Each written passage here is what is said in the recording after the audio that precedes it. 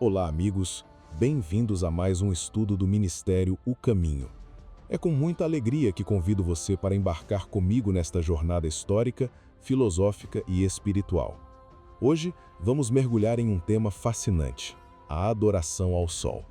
Vamos explorar como essa prática milenar atravessou culturas, moldou civilizações e, de forma surpreendente, deixou marcas até mesmo no povo que deveria adorar exclusivamente a divindade única e verdadeira. E mais ainda, vamos refletir sobre como esses ecos antigos podem estar influenciando, até hoje, a forma como alguns cristãos enxergam a divindade de Deus, especialmente a doutrina de Pai, Filho e Espírito Santo, três pessoas coeternas e distintas. Este conteúdo foi cuidadosamente preparado pelo Ministério O Caminho, com uma pesquisa profunda usando inteligência artificial, revisada por nossa equipe, garantindo que cada palavra chegue até você com clareza, fidelidade e carinho. Então, sente-se confortavelmente e vamos começar essa conversa como se estivéssemos juntos, desvendando essa história incrível. Quero começar com uma pergunta para você refletir. O que acontece quando algo nos encanta profundamente? Pense no Sol. Ele aquece nossos dias, ilumina nossos caminhos, faz as plantas crescerem e dá vida à terra. É impossível não ficar maravilhado com tamanha grandeza, não é? Mas será que essa admiração pode ir além? Será que, em algum momento, a criação, algo tão majestoso como o Sol, pode acabar tomando o lugar do Criador? É exatamente sobre isso que Deus nos alerta em Êxodo 20, versículo 3. Não terás outros deuses diante de mim. Hoje, vamos viajar no tempo para entender como a adoração ao Sol nasceu, como ela se espalhou pelo mundo e até se infiltrou no povo de Deus. E, mais importante, vamos refletir sobre como essas práticas antigas ainda ecoam de forma sutil em nossa fé e na forma como entendemos quem Deus realmente é.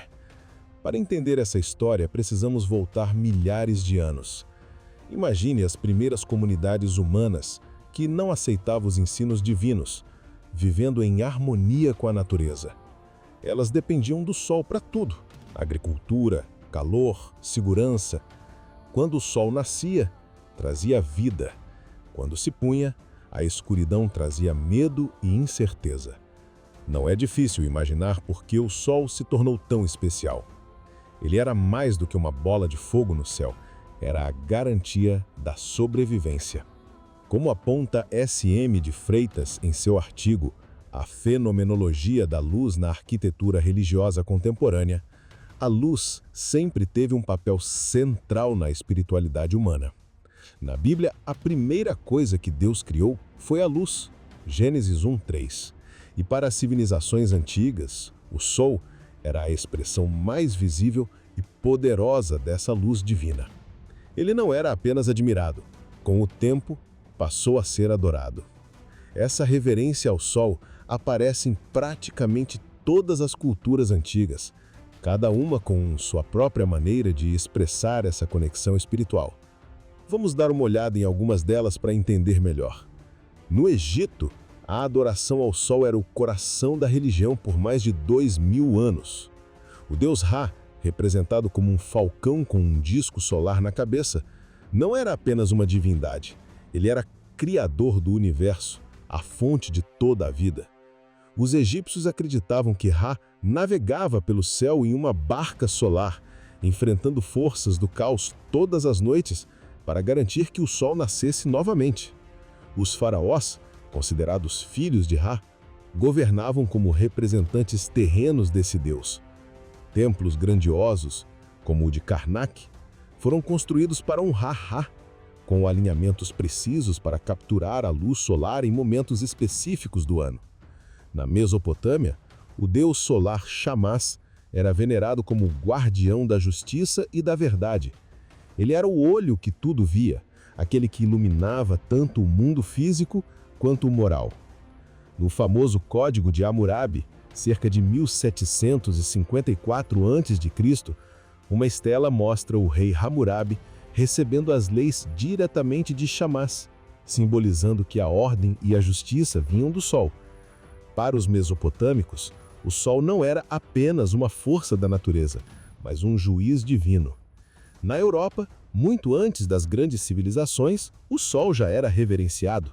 O monumento de Stonehenge, construído há cerca de 5.000 anos na Inglaterra, é um exemplo impressionante.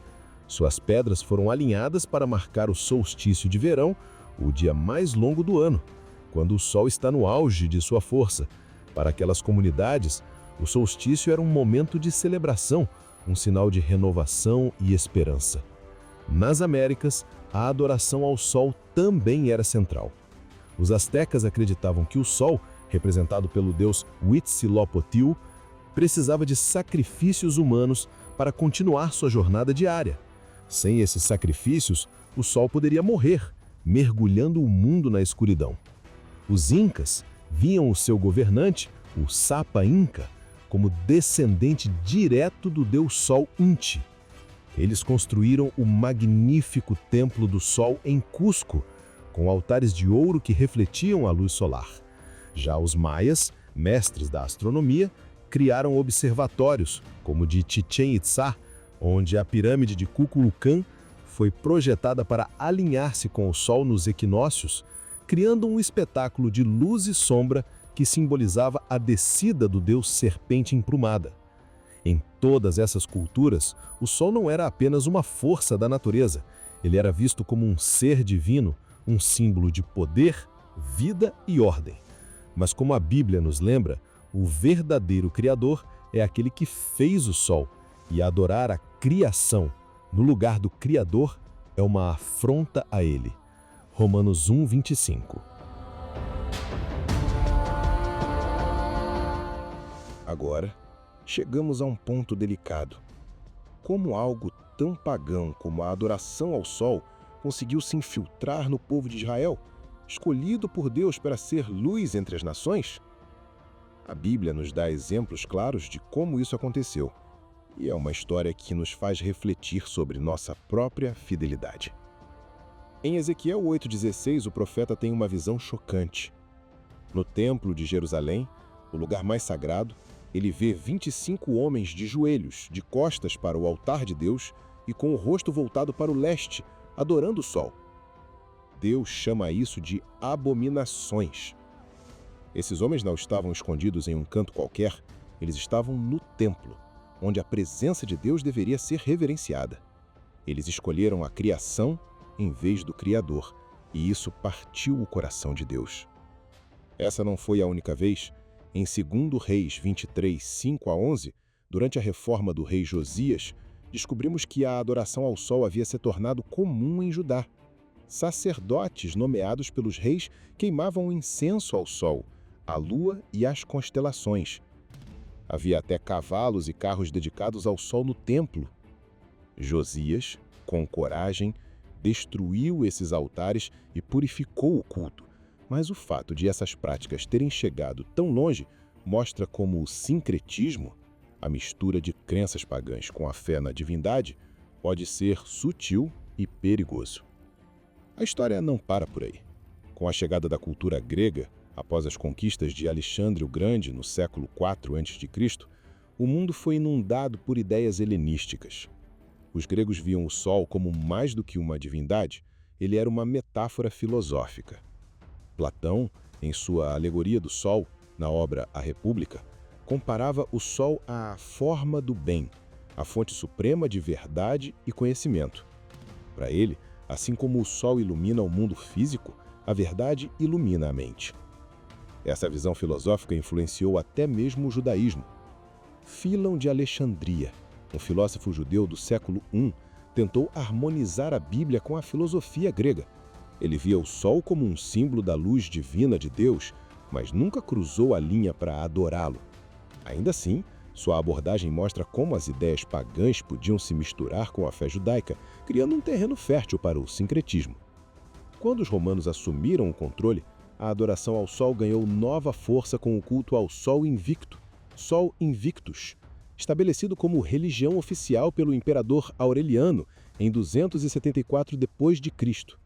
O nascimento do Sol invicto era celebrado em 25 de dezembro, o solstício de inverno, quando os dias começam a ficar mais longos, simbolizando o renascimento do Sol. Esse culto se tornou tão popular que desafiou o cristianismo primitivo. Para facilitar a conversão dos pagãos, líderes cristãos decidiram celebrar o nascimento de Jesus na mesma data, apresentando-o como o verdadeiro Sol da Justiça, Malaquias 4:2. Essa estratégia, embora eficaz, trouxe elementos pagãos para dentro do cristianismo. Era o sincretismo em ação, pegar algo pagão e dar a ele um novo significado cristão. Agora, vamos trazer isso para mais perto de nós. Será que esses ecos da adoração ao Sol desapareceram completamente? Ou será que ainda estão presentes, de forma sutil, em nossas práticas e símbolos? Pense na monstrância, usada em igrejas católicas. Ela tem a forma de um sol radiante, com a hóstia consagrada no centro, representando Cristo, a luz do mundo. João 8:12. É uma imagem poderosa, mas sua semelhança com os símbolos solares do paganismo é inegável. Será apenas coincidência ou será que o sincretismo do passado deixou a sua marca? Outro exemplo são as festas juninas, que celebram o nascimento de São João Batista, próximo ao solstício de verão no hemisfério norte, 24 de junho.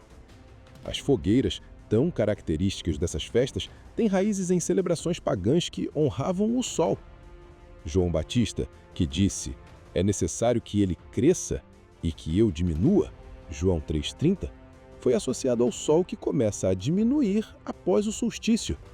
Essa conexão simbólica mostra como o cristianismo absorveu e reinterpretou tradições pagãs. Agora, chegamos ao cerne da nossa reflexão. A adoração ao sol, na sua essência, é a adoração a uma substância, algo material, visível, que nasce e morre todos os dias. Mas o Deus da Bíblia é completamente diferente. Ele não é uma substância impessoal, mas um Deus relacional, revelado como Pai, Filho e Espírito Santo. 3 pessoas distintas, unidas em amor, coeternas, onipotentes, oniscientes e onipresentes. Vemos isso claramente no batismo de Jesus, Mateus 3:16 e 17. O Filho é batizado, o Espírito desce como pomba e o Pai fala do céu. Ou na grande comissão, Mateus 28:19, onde Jesus manda batizar em nome do Pai, do Filho e do Espírito Santo. A divindade não é uma ideia confusa ou pagã, é a revelação do Deus que se relaciona consigo mesmo e conosco. De forma sutil, a mentalidade pagã de adorar uma substância pode ter influenciado a maneira como alguns cristãos entendem Deus. A adoração a uma substância forçou a mente humana a enxergar o poder divino de forma impessoal. Essa mentalidade, ao se infiltrar na igreja, criou um ambiente para que muitos vissem a divindade como uma substância única, rejeitando a ideia bíblica de 3 pessoas distintas, porém unidas. Amigos, essa jornada nos levou por caminhos antigos, de templos egípcios a Stonehenge, do povo de Israel ao cristianismo moderno. Vimos como a adoração ao sol, algo tão natural para o ser humano, pode nos desviar do verdadeiro Deus. E o mais importante, vimos como esses ecos do passado ainda podem moldar nossa fé. Então, deixo uma pergunta para você levar no coração. Como podemos hoje garantir que nossa adoração seja dirigida ao Criador e não à criação? Como podemos compreender e abraçar a beleza da divindade, Pai, Filho e Espírito Santo, como a revelação do Deus que nos ama e nos chama para um relacionamento vivo? E essa jornada não termina aqui.